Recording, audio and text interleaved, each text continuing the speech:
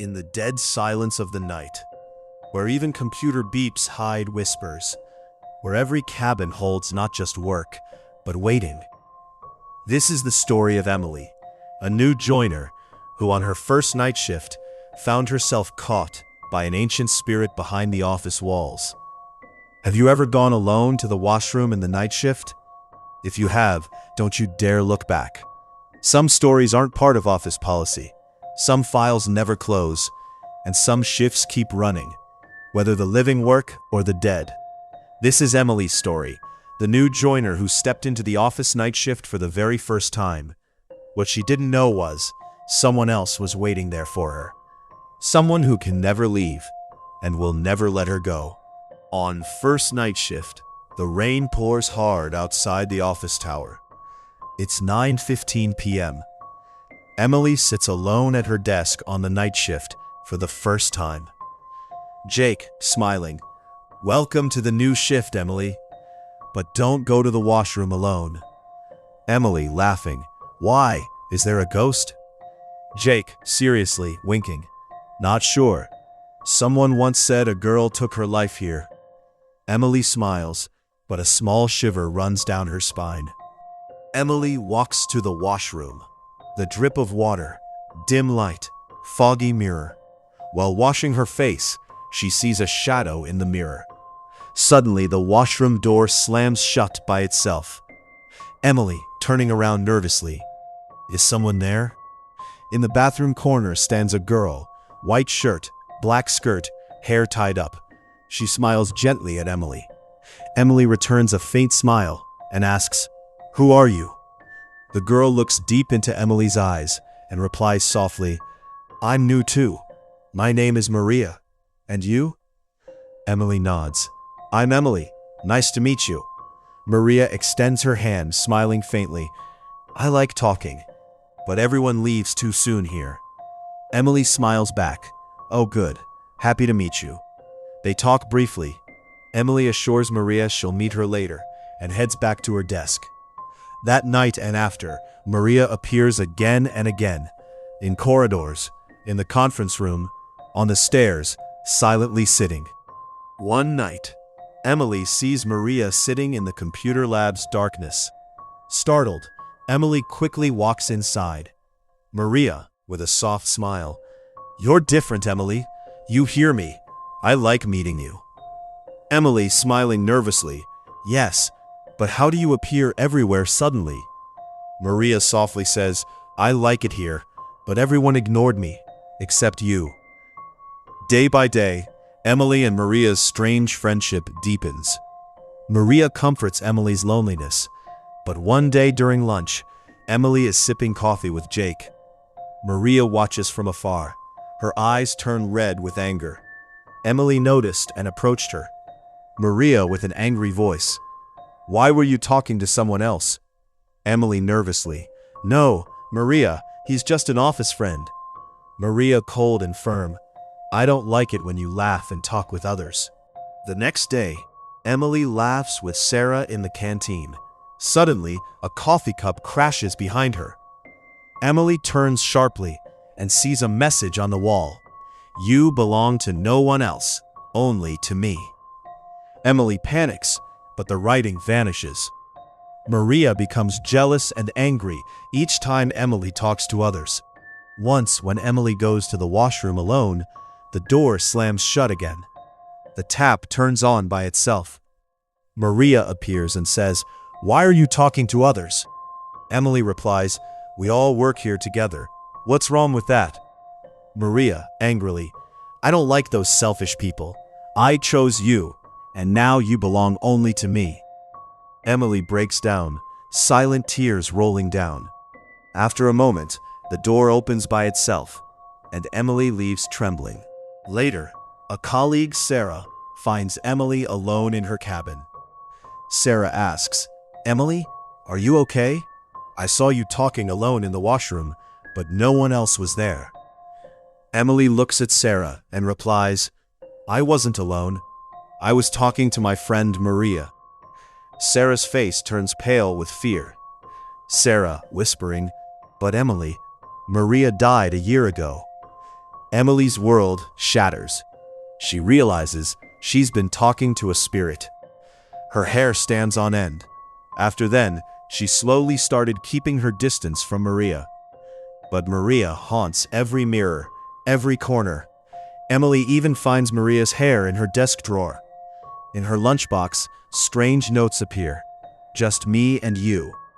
Mid-call, the phone cuts abruptly and a faint voice whispers, "I'm around you, Emily. No one else. Only me." On the mirror, blood-written words appear. "If you leave me, you won't survive." Emily is terrified. Even at home, strange things begin. One night at 3 a.m., Emily wakes up. She hears the front door creak open, and a chilling cold rushes in. She feels a presence beside her bed, a face gently caressing her, whispering, "You can't go anywhere.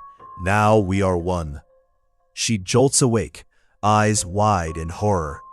There, sitting right in front of her, is Maria, hair wild, face strange, eyes completely black.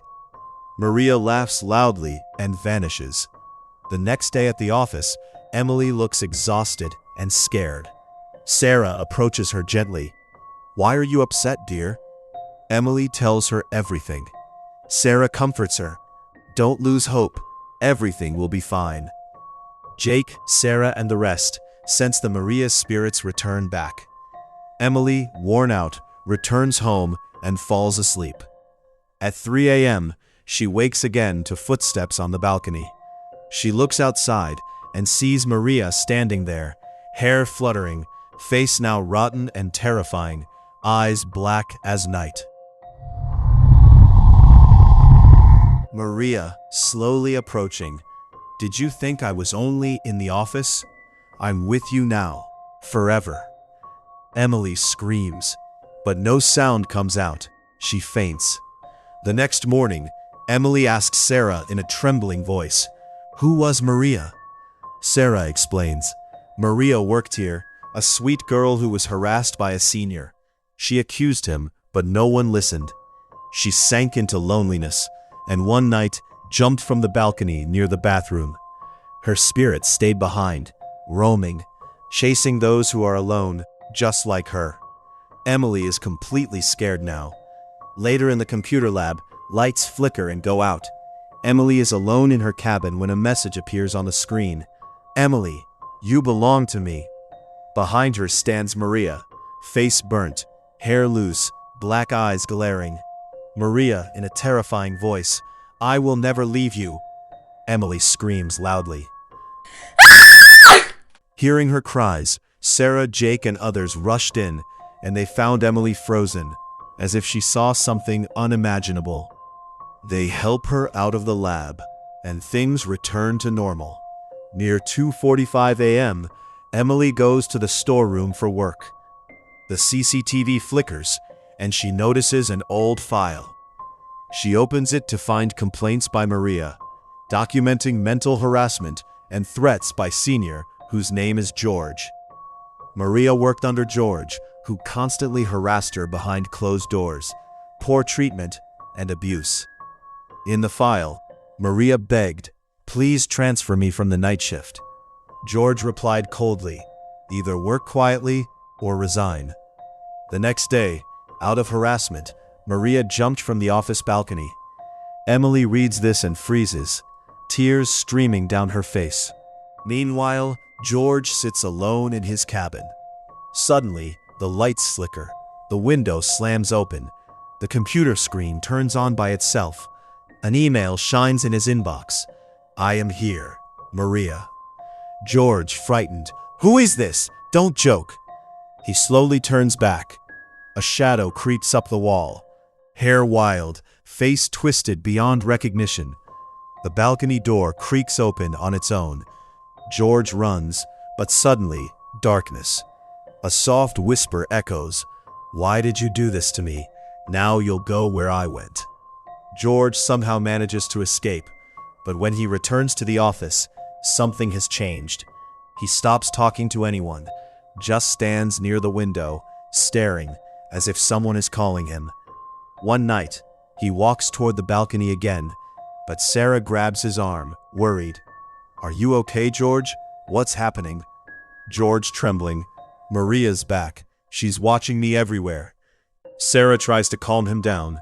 "It's just your imagination. Nothing is there." But the next night, George comes to the office with a haunted look. He hears a soft sobbing echoing through the corridor. He nervously asks, "Who's there?" Maria's faint voice replies with pain, "Please, take me out of the night shift." His breath catches in his throat. Sweat drips down his face as he slowly turns toward the balcony, as if something is calling him. He walks toward it, step by step. Suddenly, whispers surround him, with dark, threatening voice. Then Maria appears, her face burnt and distorted, black, hollow eyes staring straight into his soul. Her hands hang lifelessly by her side. Maria, in a dreadful voice, "Your taunts stole my joy. Now I'll take your breath away." George, panicking, "Forgive me. I didn't know it would go this far." Maria's voice deepens, more terrifying than before. "Now it's too late. You'll join me." George screams, tries to run, but a strong gust of wind knocks him off balance. He slips and falls from the balcony. Later, a crowd gathers in front of the office, chaos and noise everywhere. Someone has died after falling from the balcony. Sarah runs forward and freezes in shock. It's George. Near his lifeless body, a final message is written in blood. "I told you, I am here." A deep silence spreads across the entire office floor. Sarah looks at Emily and says softly, "Sometimes, justice is served by the spirit itself. And maybe now, she has found peace." Emily gives a faint, unsettling smile. Yes, maybe Maria is free at last. Some shifts never end. Some spirits never leave. And some friendships follow you forever. If you ever hear a whisper in the dark, just remember, it might already be too late. If you love spine-chilling stories like this, don't forget to like, share, and subscribe, because the next story might be even closer to your reality.